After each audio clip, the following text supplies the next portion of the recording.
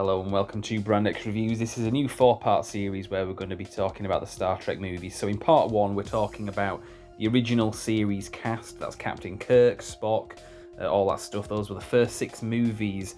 In the second video what we've done is talked about the next 4 films from that point on, so films 7 through 10. That was with the Next Generation cast, so that's Captain Picard, played by Patrick Stewart. And those were those movies anyway. Now, following that, in part 3, we talk about the J.J. Abrams movies, specifically that trilogy of movies. So that's films 11 through 13, and then part 4, we talk about the future of the franchise. So that's what it's about. Enjoy. Very quick 10-second promo and affiliated link for you with a discount code Tactical Soap. We've got Maverick, Bond and Durden. Check out the video description for a link and a discount code. So this is for a guy called Stuart that I work with, and he's just rewatching the J.J. Abrams Star Trek movies, having not watched them for a while, and from what I understand, he's not seen any of the original Star Trek movies or much of knowledge of the series. So we're going to do a 3-part video talking about the original 6 movies, then the TNG movies, then the J.J. Abrams movies. So this is part 1 anyway, and we've got the core. Any word from the core? Hello. I was expecting a year's, but whatever. Live long and prosper. Well, yeah, there's that as well. Yeah. So, yeah, with the Star Trek movies, obviously, I've been quite sort of interested recently with the 4K re-releases, so it's kind of spurred me into talking a bit more about these on the channel. So the original 6 movies, we'll go through them chronologically, just briefly. We're not going to do a ridiculously long video. But obviously, there's the 6 movies with the original cast. So when we say original series movies, spanned from 1979 up to 1991. And they generally came out every couple of years. And the original series ran from 66 to 68, I think. So there was a bit of a gap from 1968 to 1979. And the original series was getting reruns throughout the 70s and getting more popularity than it had in its original run. To the point where it got like so popular that had it been that popular when it was originally on, it probably wouldn't have got cancelled. Yeah.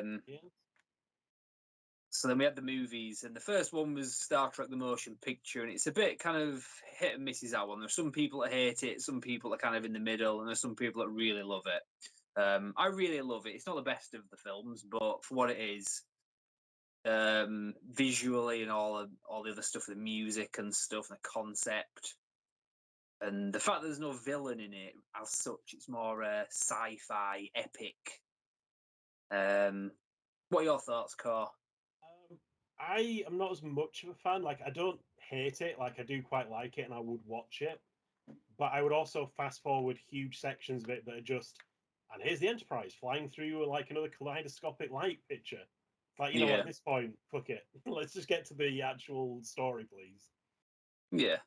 And at the time, it would have been like a big deal, especially at the cinema. But especially when you've got it in contrast, the film that came after, which we'll get to in a second. But obviously, for what it was at the time, and it was off the heels of Star Wars coming out, and this film wasn't Star Wars, so it would have been something different. And obviously it paid a lot of homage to the series. I mean, there is an episode of the original series which is basically this movie, isn't it? I forget what the name of the episode is.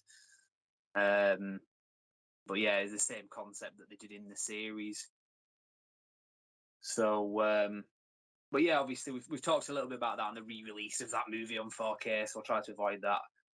But that was in 1979 anyway, and the film after that was The Wrath of Khan, which is generally regarded as the best of the Star Trek movies. Some regard that as just the best of Star Trek. And like, whenever you get these like idiots, like, oh, what do we get from like watching a thing? Why should we pan to the fans? Like, the guy who made Wrath of Khan went out and fucking watched actual episodes of the show. Like, he watched the space scene before fucking making it. It's like that should be the bare minimum of what you fucking do. Yeah, exactly. I think he watched like all of them, didn't he? From memory, I think he said he I can't remember blitzed the if you whole. watched all of them or if you watched certain ones, but I know he like actually, kind of got a grasp on what the fuck was going on. Yeah. So they obviously knew the series inside and out and did something quite different with it. And with the second movie, you've got this original series episode called Space Seed, where the Enterprise discover this spaceship that's been marooned, and inside there's a lot of people in suspended animation. They wake them up, and it turns out they're kind of like a master race from the futuristic year of 1997. Obviously, the series came out in the 60s, where it was during the eugenics wars, and their leader is a guy called Khan. And obviously, he interacts with the crew of the Enterprise. It becomes evident how evil he is. He was basically a sort of Hitlerian Mao Stalin type dictator, but superhuman strength and intellect. So he tries to take over the Enterprise, but obviously Kirk and the crew kind of outdo him. And what they do is at the end of the episode, they send everybody from the Botany Bay, the spaceship that they discovered, everybody that survived it, that they woke up. They send them off to this planet. This very is like a how do they describe it in the series? Basically, a planet that's kind of primitive from memory. Yeah, it's kind of like undeveloped, like planet that nobody's ever been to, nobody's ever settled on. And kind of the coda at the end of the episode is, I think it's McCoy like wondering like, well, what's going to spring from this seed we've planted like in 100 years or something. Yeah. And so obviously that was left open. They never revisited it in the series, but in this movie, some people go down to a planet. Is it SETI Alpha 5 or something, or SETI Alpha 6? Yeah, they It think turns it's out, SETI Alpha 6, but it turns out it's SETI Alpha 5 or whatever. yeah, because of some like space phenomenon that's like shifted orbits and stuff. So they get the planet wrong. So they go down there. It turns out it's Khan and his crew.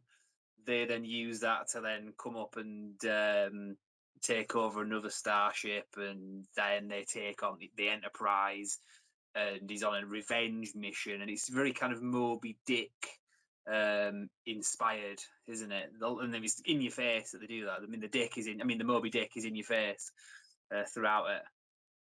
To hell's heart I stab at thee and all that stuff. Yeah. Yeah, and they got the Ricardo Montalban, who plays Khan from the series, to come back in this. He's in really good shape as well, isn't he? For an old guy. And yeah, so that's one of the best. I mean, that is the best movie to a lot of people, myself included. And they've got this other thing in a concept where there's a thing called Genesis, which is like it's not a weapon, it's a planet terraforming device, like a missile, like a nuke, like a planet destroying nuke that will then reform the surface and turn a dead planet into one that will have all sorts of plant life and all sorts of vegetation or whatever on it. But it could also be used to destroy a living planet, because the point of that device is to take a dead planet and turn it into something living. But you could fire it at any planet and destroy it, and then like turn it into a brand new uninhabited like paradise planet after you've destroyed what was already there. Yeah, which is kind of like fucked up when you think about it. Like, yeah, you can see how this is like a very dangerous weapon. Yeah. So Khan obviously figures out that this thing exists and he wants to use it. And we won't get into spoilers, because I have been told before, I've talked about Star Trek and I said something about somebody dying, and it's like, oh, spoiler. And I'm like, I'm sorry, I ruined a movie that came out like 35 years ago, that you watched a video. Yeah. Something that came out 35 years ago, and is already very heavily in like the yeah, like pop culture. The public consciousness. But yeah. I'm aware, to the point out of like all the like Star Trek captains, the most recognizable is like Kirk and Spock. Like, even if you're like really kind of like normie who's never fucking looked at Trek, you can probably look at a picture and be like, oh yeah, that's Kirk and that's Spock and that's McCoy. Exactly. You probably might not know any of the other members of the crew, but you probably know at least those fuckers. Yeah. But Stuart, who this video's for, hasn't seen them, so I won't get into too heavy spoilers. But yes, that's Star Trek 2 anyway. There's other stuff that we could say about that movie, but that's the gist of it anyway, and that's the best, in my opinion, and probably yours as well, Cor. Yeah, it's one of those things where you don't have to have seen. Like, if you go into watching it without seeing Space Seed, you're not going to be confused. Yeah, they explain it. It's not a Yeah. complicated thing to understand. So that was very successful because the first movie was very commercially successful, but it wasn't critically successful. So I think they dialed it back a little bit with the budget, which kind of forced them to be really creative when they did Star Trek 2, and it was better for it. Ironically, I But think that is a bit of a theme. yeah, but then the issue there was for the next movie, they then thought, well, the last one's been critically and commercially successful, so we'll just put loads into Star Trek 3 and maybe rush it out a little bit. And I do like Star Trek 3, but it's not as good as 2, and it is kind of like a poor man's version of Star Trek 2 in a lot of ways. To Yeah, the it was point like, where it's well, not. maybe we shouldn't have done what we did in the previous one. Maybe we should reverse that. Yeah, there's that as well, yeah. And obviously, it's got the same weapon in it. The Genesis weapon, the planet terraforming device, is instead of it being Khan, it's now just like a random Klingon, which is Christopher Lloyd. He's pretty good in the part as well, but he's not Khan. And don't get me wrong, I do like Star Trek 3, but it's not as good as 2. And he was commercially successful, I believe, but critically it wasn't. So we're in the same boat as we were after the first movie. So they cut the budget again for the next one, which was Star Trek 4, which, as far as the original movies go, number 4 was the one that was most broadly available to a broader audience. Mm-hmm. You didn't have to have And seen also the why series. you will constantly get them going back to the modern day for stuff. Yeah, because they did that a lot in the series as well. It was a low budget series. Because in the fourth movie, similar to in fact, the fourth movie doesn't have a villain in it as such, like the first movie doesn't. It's a similar concept to the first movie. You've got this like thing coming towards the Earth, trying to communicate with it, and in doing so, he's destroying the planet. I feel we can talk about the probe a little bit because that's not really getting Yeah, spoilers. Because in a lot of ways, it's the MacGuffin that sets things up, but it's not what the film's actually about. yeah, Which in absolutely. some ways is a kind of shame because I kind of wanted to know more about, like what the fuck happened? Like, where did this thing come from? Why was it doing what it was doing? There's a lot of questions left unanswered about the probe. It's always a bit of a shame they've never really gone back to that to kind of answer them. Yeah, it's basically like a giant space probe that at some point long in the past has communicated with life forms on Earth and has come back to communicate with them but can't find them. That's because the life form is whales, not the country, but the mammal. And whales were once alive, but at this point in time, obviously our future, whales are now extinct. So the probe is unable to contact with them, and by continuing to unsuccessfully communicate with them, it's destroying the planet because it's blasting like the oceans, trying to find these whales, and it can't. And as a result, everybody's dying. But and any spacecraft that goes near it gets like wiped out just by going close to it. Obviously, it was a bit of a message, but from people that had concerns about animals going extinct and stuff at the time, and that made the movie. And then again, like, it is something where the message isn't that kind of egregious that you're like, oh, no, it's this good. is cringy. It's like, it's commendable. Yeah, maybe we shouldn't make whales extinct. I mean, I doubt a big probe's going to show up in like, a few hundred years, and like, we're going to get fucked over for it. But still, maybe we should behave. Yeah, and Star Trek was always about actual progression and messages and stuff like that. And I think it was laudable, not like the kind of woke crap that you get nowadays that is just there to antagonize and intimidate. But we'll talk about that in another video. So yeah, Star Trek 4, they go back in time basically because the Enterprise figure out the only way they're going to get any whales is if they go back in time. So figure a way. It's like weird. Like, why is this like Klingon bird of prey like able to travel through time? I mean, it's not like its previous owner is well known for having a time machine. Oh wait, no, shit, it's Christopher Lloyd. Yeah, Never mind. yeah. Yeah, because Christopher Lloyd, in the third film, they take over the Klingon bird of prey owned by Christopher Lloyd's Klingon. And then in the fourth film, they use that bird of prey to go back in time. So yeah, there's an ironic thing there. Yeah, that's a joke I've stolen off another reviewer, but it did amuse me when he was like, Sci-fi. "Oh yeah, yes, Is it sci-fi? Yeah, I've seen that. Yeah, so they go back in time, and the movie's more of a caper. It's kind of like a comedy. Most of the movie set in 1980s San Francisco, and so there's all the kind of jokes about finding a Russian guy, Chekhov, in Cold War 1980s, asking police officers on the street where he can find nuclear vessels. It was pretty funny anyway. So that was Star Trek 4 anyway. That was number 3 and 4 were directed by Leonard Nimoy, who plays Spock. The fifth film, which we'll get into now, was directed by William Shatner. I like it for what it is, but it's my least favourite of the 6. I think a lot of people would agree with that. Like you put it very best. weird premise, and yeah, it's just in some ways it was like took the comedy of like the previous film and kind of went too far with it. Yeah, well, you've always put it best. It becomes like a bad parody of itself. Yeah. Well, let's do this one anyway because we'll try to keep this one fairly And short. when you've got a scene where like Scotty's like, I know the Enterprise like the back of my hand, turns around and immediately clops his head on something and knocks himself out. It's yeah, like that should have had like sad trombone music over it, for fuck's sake. This is not like yeah. So that film they're trying to find God, and it turns out it's not actually God. And there's all sorts of stuff. There's some good bits in that movie. There's some good like concepts as well. Like when Kirk is saying about having his pain taken away from him. And he says, my pain is what makes me who I am. I need my pain. And it's not something can make they me do go kind away. of reference back to the whole like Kirk and the Klingons thing.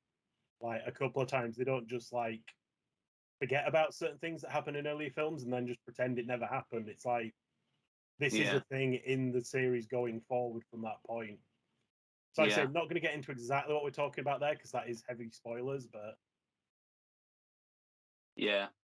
So in that film, it's got again not heavy spoilers, but there's a character that is Spock's brother or half brother or whatever. And originally he was going to play by Sean Connery, but I think he was doing Indiana Jones: The Last Crusade, so he didn't. And I think they cut the budget of the film towards a certain point in filming because it does just seem very unfinished in certain bits as well. yeah, although in some ways I have heard it argued like even if they had the full budget, would it have really saved this? Yeah. But then there's the sixth and last film, which was Star Trek 6, The Undiscovered Country. And there's a lot of stuff that ties in with the collapse of communism, the Berlin Wall coming down, Chernobyl, all these, and Iran-Contra, all these events in American history from the late 80s, early 90s that are kind of written into the story. So, and this was a time when the Next Generation series had been on the air for a few years as well. So obviously they knew what the future was for this world. So obviously this was kind of like almost like acting now as a prequel to the Next Generation, in a good way. So, Yeah, and it's it was like you knew stuff like there was going to be something happening with the Klingons because Worf in TNG. yeah, and it was directed by the guy that did The Wrath of Khan. Was it Nicholas Meyer? I think he was called.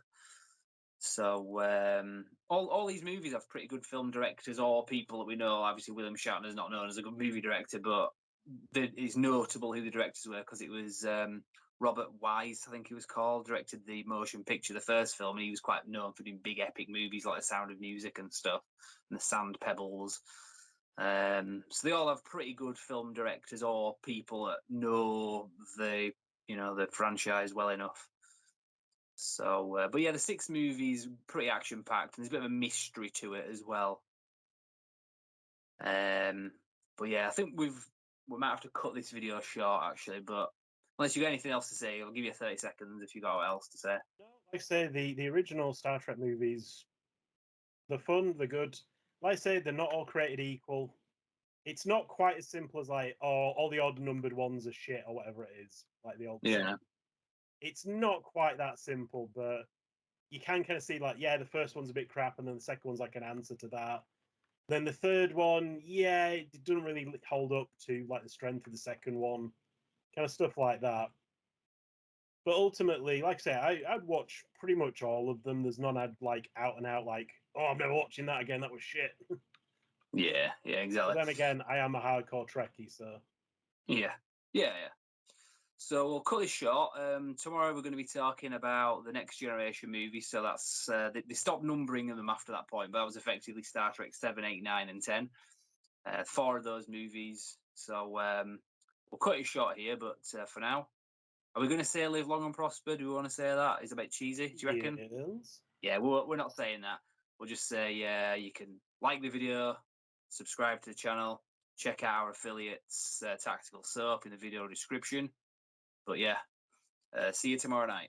So that's part 1 of 4 of this Star Trek movie retrospective. Check back tomorrow night at 8 PM and we will be continuing this on further.